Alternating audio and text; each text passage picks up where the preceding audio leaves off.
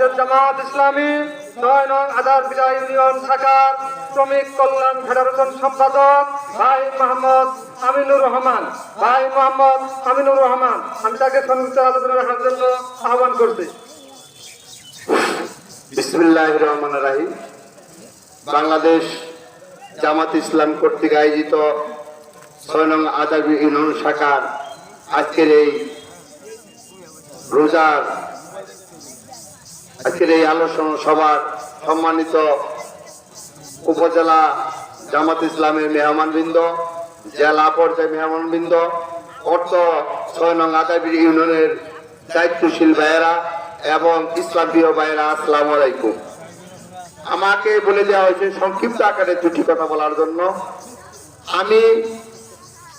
আমি এই এলাকার ছেলে, আপনারা চিনেন। এই পানাদহ উচ্চ বিদ্যালয়ে আপনারা এই 15 বছরে ভোট দিতে পারেন নাই।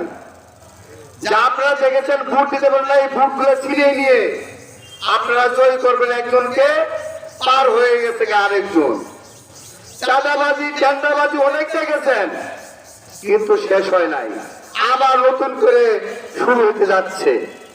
আমরা বলতে চাই এই 50 বছরের স্বাধীনতার পর থেকে কারো শান্তি নাই। যে একটু সমাজে দুর্বল তাকে আরো দুর্বল করা হইতেছে, আর যে অর্থশালী সে আরো অর্থ টাকা হইতেছে, এই টাকায় আবার বিদেশে চালান করা হইতেছে। বিদায় আপনারা জামাত ইসলামকে একবার হলেও সুযোগ করে দেন, একবার হলেও তাদেরকে সুযোগ দেন। জামাত ইসলাম সুন্দরভাবে দেশ চালাতে পারে কিনা দেখেন।